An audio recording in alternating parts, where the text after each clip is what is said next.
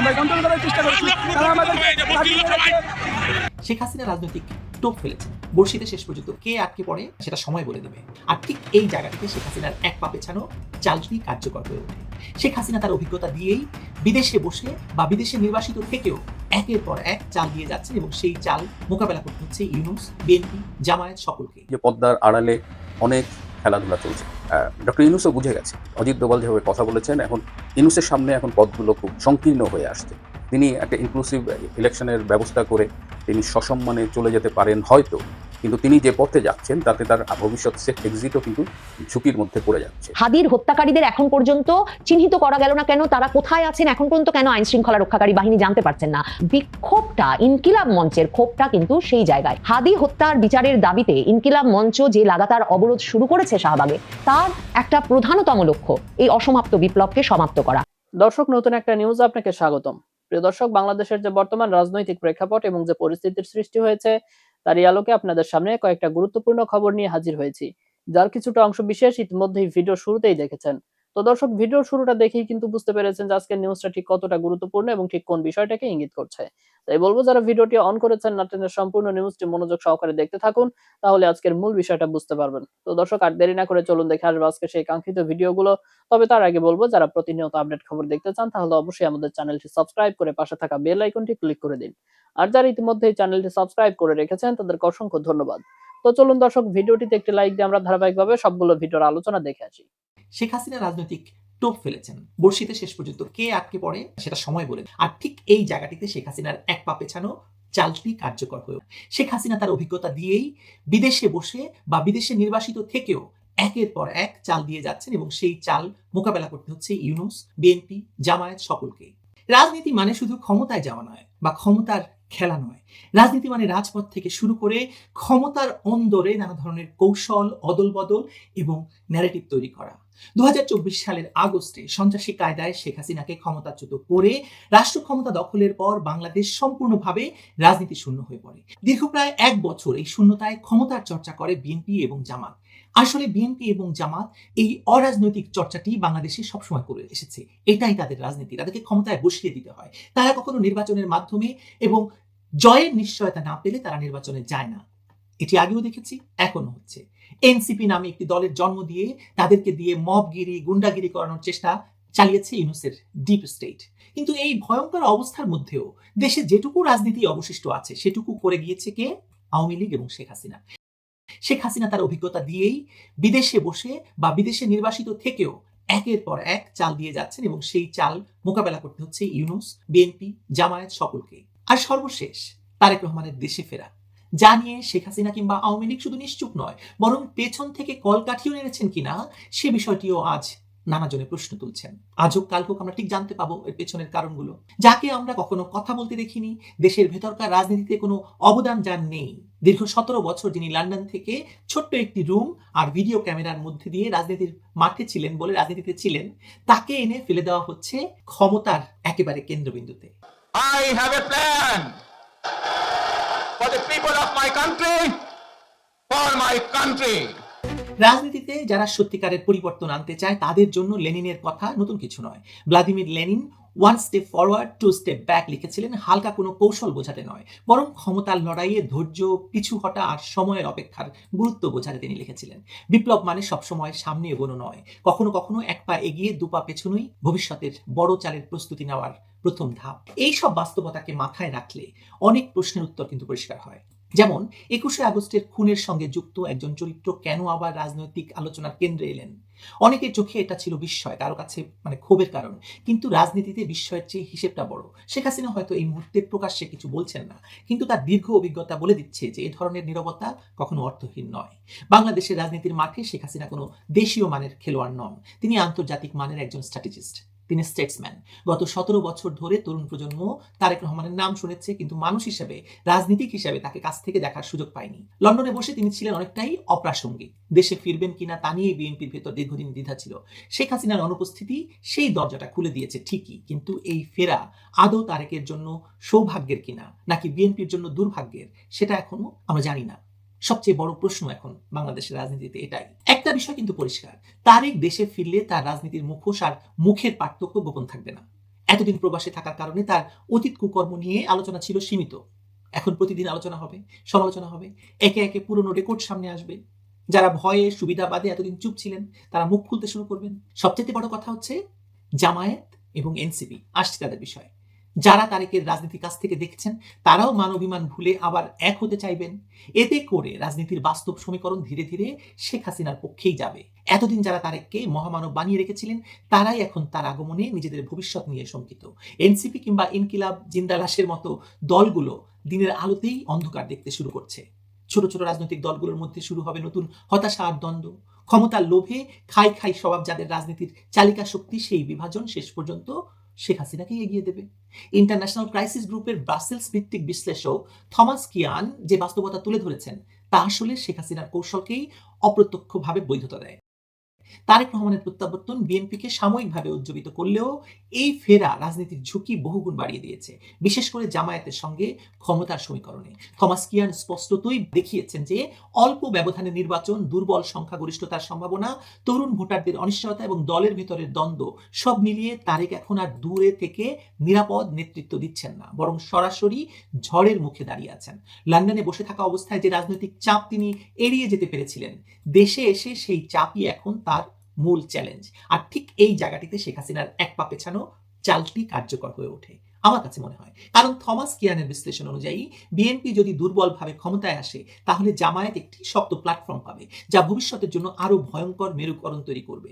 এই অনিশ্চয়তা, দ্বন্দ্ব আর পরস্পরের উপর নির্ভরশীলতা শেষ পর্যন্ত শেখ হাসিনার রাজনীতির জন্যই জায়গা পরিষ্কার করে দেবে। অর্থাৎ তারেকের ফেরা এখন কোনো সমাধান নয়, এটি একটি উচ্চ ঝুঁকির রাজনৈতিক পরীক্ষা, যার ফলাফল শেখ হাসিনার জন্য অপেক্ষমান সুযোগ হিসাবেই ধরা যাবে বা ধরতে পারেন আপনারা।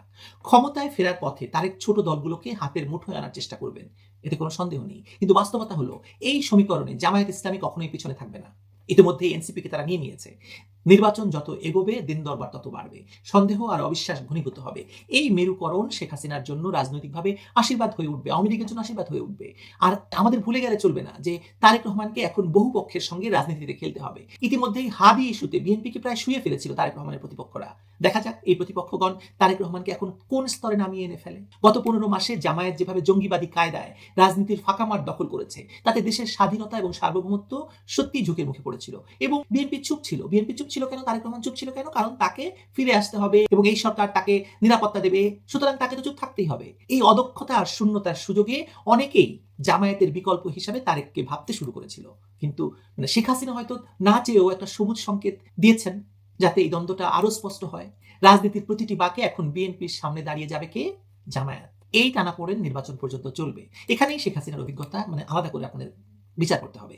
আপনারা ক্ষমতা বলতেছেন বিএনপি চলে আসছে। গতকালকেও দেখি এই ওর নাম কি হলো, আমেরিকা থেকে বসে থেকে ঠিকানার উনি বলেই দিলেন বিএনপি আসতেছে ক্ষমতায়, তাহলে এখন জামাতের কি হবে? আরে ভাই, বিএনপি যদি ক্ষমতায় আসে তাহলে ভোট টোট করার দরকার কি? দিয়ে দেন না, দিয়ে তো দিছেন, 1.5 বছরে তো দিছেন। তিনি ভালো করেই জানেন যে তারেক দেশে ফিরলেও বাংলাদেশের রাজনৈতিক নাটাই এখনো জামায়াতের হাতে। এই সরকারের আমলে অফিস আদালত থেকে শুরু করে নিরাপত্তা কাঠামো সবখানেই তাদের প্রভাব। নির্বাচন না হওয়া পর্যন্ত তারেক কার্যত সেই কাঠামোর একজন বন্দী। নির্বাচন আগে বা পরে জামায়াত যে তাকে ব্যবহার করে ছুড়ে ফেলবে না তার কোনো নিশ্চয়তা নেই। এই বাস্তবতা জেনেই শেখ হাসিনা রাজনৈতিক টোপ ফেলেছেন। বর্ষিতে শেষ পর্যন্ত কে আটকে পড়ে সেটা সময় বলে দেবে। আরেকটা বড় সত্য এড়িয়ে যাওয়ার সুযোগ আমাদের নেই। দেশে এখন যে সরকার আছে তা কার্যত অরাজনৈতিক এবং অবৈধ। নামমাত্র ক্ষমতায় থাকলেও দেশ চালাচ্ছে মূলত জামায়াত আর বিএনপি। এনসিপি তরুণদের রাখা হয়েছে মাঠের সন্ত্রাসী তৎপরতার জন্য। কোন চ্যানেল যদি কালকে লেখে বা সংবাদ করছে ওই চ্যানেলকে আমরা জয় বাংলা করে দেব। লিখতে হবে বিপ্লবীরা দিল্লির যারা ভারতের যারা প্রথমকে জয় বাংলা করে দিয়েছে। তোমাদের শোনার দরকার নেই, এটা আছে তোমাদের বিল, তোমরা আমরা করে যাচ্ছি। আওয়ামী লীগ অনুপস্থিত বলেই দেশে কোনো স্বাভাবিক রাজনীতি নেই, সুষ্ঠু প্রতিযোগিতা নেই। তবু এই ভয়াবহ পরিস্থিতিতেও যখন শেখ হাসিনা দিল্লিতে নির্বাসিত, নেতাকর্মীরা আত্মগোপনে, কেউ কারাগারে, কেউ নির্মম হত্যার শিকার, তখনও রাজনীতির নিবু নিবু সলতেটা জ্বালিয়ে রেখেছে আওয়ামী লীগই। $460 বিলিয়ন অর্থনীতি যেটা শেখ হাসিনা রেখে গেছেন, সেই বাংলাদেশ চালানো কোনো খেলার কথা নয়। ভারতের সঙ্গে 4100 কিলোমিটারের সীমান্ত আর সহযোগিতা ছাড়া এই অর্থনীতি সচল রাখা প্রায় অসম্ভব। রাশিয়ার রূপপুর পারমাণবিক বিদ্যুৎ কেন্দ্রের মতো প্রকল্প সঠিকভাবে সামলাতে না পারলে ধস নামতে সময় লাগবে না। ইউনূস, তারেক বা জিন্দাওলি কারো মধ্যেই এই জনপ্রিয়তা বা জটিলতা সামলানোর রাজনৈতিক সক্ষমতা নেই। শেখ হাসিনাকে বাদ দিয়ে কোনো সরকার দীর্ঘদিন টিকবে না। শেষ পর্যন্ত মানুষ আবার তাকেই খুঁজতে শুরু করেছে। এখন শেখ হাসিনার করণীয় খুব স্পষ্ট, সময় বুঝে নীরব থাকা। বিএনপি ও জামায়াত যত বেশি ব্যর্থ হবে, শেখ হাসিনা তত বেশি শক্তিশালী হবেন। রাজনীতিতে কখনো কখনো আত্মগোপনই ভয়ের জন্ম দেয়। ঝড়ের আগে যেমন অস্বাভাবিক নীরবতা নামে, ঠিক তেমন এই নীরবতাই ভবিষ্যতের ঝড়ের ইঙ্গিত। খেলা এখন শুরু মাত্র। ওরা খেলছে, শেখ হাসিনা আওয়ামী লীগ গ্যালারিতে বসে দেখছেন, সময় হলে মাঠে নামার প্রস্তুতি নিচ্ছেন। রাজনীতিতে শেষ হাসিটা সেই হাসে যে অপেক্ষা করতে জানে, কৌশল বোঝে আর দুর্বল অবস্থান থেকেও জয় ছিনিয়ে নিতে পারে। যে সরকার কিনা শরীফ ওসমান হাদির হত্যার বিচার করবার প্রতিশ্রুতি দিয়েছেন, যে সরকারের প্রধান উপদেষ্টা লাখো মানুষের জানাজায় দাঁড়িয়ে বলেছেন যে তারা হত্যাকারীদের বিচার করবেন, তাহলে সে আশ্বাস দিতে কোনো উপদেষ্টা কেন শাহবাগ আসছেন না? কারণ কেউ কি অপেক্ষা করছেন সারা দেশে এই অবরোধ ছড়িয়ে পড়বে, এই আন্দোলন ছড়িয়ে পড়বে? কেউ কি অপেক্ষা করছেন যে এই আন্দোলন, এই অবরোধ শেষ পর্যন্ত এমন একটা রাজনৈতিক বিপ্লবের রূপ নেবে যেই পক্ষটি সেই 2024-এর আগস্ট থেকে বলছেন যে বিপ্লব অসমাপ্ত আছে? ইনকিলাব মঞ্চের আহ্বায়ক শরীফ ওসমান হাদির হত্যার বিচার দাবিতে লাগাতার অবরোধ কর্মসূচি পালন করছে শাহবাগে ইনকিলাব মঞ্চের নেতা কর্মী সমর্থকেরা। ইনকিলাব মঞ্চ শরীফ ওসমান হাদির তৈরি এই দলটির আহ্বানে হাদির হত্যার বিচারের দাবিতে এই অবরোধ কর্মসূচিতে অনেক নারী, শিশু, পুরুষ মানে সাধারণ মানুষ যোগ দিয়েছেন। সে কথা শুক্রবার রাতে সংবাদ মাধ্যমগুলোতে আসে এবং শীতের রাত 14 ডিগ্রি সেলসিয়াসের মতো তাপমাত্রা ছিল শুক্রবার রাতে। সে সময়ও শত শত হাজার হাজার নারী, পুরুষ, শিশু এমনকি সপরিবারে মানে স্বামী, স্ত্রী, সন্তান, শিশু সন্তান নিয়ে এসে হাদির হত্যার বিচার দাবিতে শাহবাগে জড়ো হয়েছেন। এই খবর সংবাদ মাধ্যমে প্রকাশিত হয়। যেটা আমার কাছে খুব কৌতূহলোদ্দীপক মনে হয়েছে সেটা হচ্ছে শুক্রবার রাতে যেমন আমরা দেখি যে কোনো সংবাদ মাধ্যমে খবরটা আপডেট হচ্ছে না, মানে ঘন্টায় ঘন্টায় শাহবাগে এই যে অবরোধ চলছে নারী, শিশু, পুরুষদের, ইনকিলাব মঞ্চের আহ্বানে সেখানে কি বক্তৃতা হচ্ছে, কি স্লোগান চলছে, কারা সেখানে জড়ো হলেন, এ বিষয়ে যেমন কোনো বিস্তারিত জানা যায় না, কোনো সংবাদ মাধ্যম খবর দেয় না। মানে ওখানে অবরোধ চলছে, সারা রাত আজ অবরোধ হবে এই খবরটা থাকে। তেমনি শনিবার দিনেও সারাদিন ধরেই হাদি হত্যার বিচার দাবিতে শাহবাগে অবরোধ চলছে। এই অবরোধ লাগাতার চলবে। এই অবরোধ শুধু শাহবাগে নয়, কিন্তু রংপুরে, সিলেটে, চট্টগ্রামেও অনুষ্ঠিত হচ্ছে। সেসব খবর টুকরো টুকরো ভাবে পাওয়া গেলেও এই যে শাহবাগে অবরোধের ফলে যান চলাচল বন্ধ হয়ে গেছে, শাহবাগের যে চত্বরটিকে এখন শহীদ হাদি চত্বর নাম দিয়েছেন ইনকিলাব মঞ্চ বা হাদির ভক্ত সমর্থকেরা, সেই চত্বরটি দিয়ে যান চলাচলও বন্ধ হয়ে গেছে, এ খবর পাওয়া গেলেও মানে ঢাকা শহরের বুকে এমন একটা আন্দোলন চলছে, কিন্তু সে আন্দোলন কিসের দাবিতে, কি ডেডলাইনের ভিত্তিতে চলছে, কি আলটিমেটাম আছে, কারা সেখানে বক্তব্য দিচ্ছেন, কারা সেখানে গিয়ে যোগ দিচ্ছেন, এসবের দেখবেন কোনো বিস্তারিত পাওয়া যায় না। নানা রকম অনুসন্ধানে এ খবর মানে বিভিন্ন ভিডিও কিংবা সংবাদ টুকরো টুকরো খবর মিলিয়ে জানতে পারি যে জাতীয় নাগরিক পার্টির নেতা হাসনাত আব্দুল্লাহ সেখানে গিয়েছিলেন এবং প্রথম আলো সহ আমার দেশ, এমনকি আমার দেশ পত্রিকা, যেই আমার দেশ পত্রিকার সম্পাদক মাহমুদুর রহমান, যিনি কিনা হাদি গুলিবিদ্ধ হওয়ার পর শহীদ মিনারে ইনকিলাব মঞ্চের আহ্বানে ডাকা প্রতিরোধ সমাবেশে গিয়ে সমমনা সব রাজনৈতিক দলগুলোর সাথে মিলে শপথ বাক্য পাঠ করালেন ভারতীয় আধিপত্যবাদের বিরুদ্ধে এবং হাদি হত্যার বিচারের দাবিতে। যেই মাহমুদুর রহমান হাদি গুলিবিদ্ধ হওয়ার পর ঘোষণা দিয়েছিলেন যে তিনি ইনকিলাব মঞ্চ সহ হাদির অসমাপ্ত কাজ সমাপ্ত করবেন, এমনকি আমার দেশ পত্রিকাতেও আমি দেখছি না কোনো মানে ঘন্টায় ঘন্টায় বা যেরকম হওয়ার কথা একটা আন্দোলন চললে সেরকম কোনো খবর আপডেট হতে দেখা যাচ্ছে না। কিন্তু মনে রাখবেন, এই যে শাহবাগ অবরোধ হয়ে আছে জুম্মার নামাজের পর থেকে শুক্রবার সারা রাত অবরুদ্ধ ছিল। শনিবার সকাল 8:30টার দিকে শাহবাগ চত্বর থেকে অবরোধকারীরা সরে, অর্থাৎ ইনকিলাব মঞ্চের নেতা কর্মীরা সরে আজিজ সুপার মার্কেটের সামনে আসেন, কারণ শনিবার সকালে ওসমান হাদির কবর জিয়ারত করতে সেখানে যাওয়ার কর্মসূচি ছিল তারেক রহমানের এবং সেই কর্মসূচি পালনের সুবিধার্থে সে সময় সেখান থেকে সরে আসেন। 12টার দিকে গিয়ে আবারও ইনকিলাব মঞ্চ শাহবাগ অবরোধ করেছে। বিকালের দিকে সিলেটে, চট্টগ্রামে এবং রংপুর বিশ্ববিদ্যালয়ের সামনে আবু সাইদ চত্বরে ওসমান হাদির হত্যাকারীদের বিচার দাবিতে এই সমাবেশ হয়েছে ওই সব শহরেও।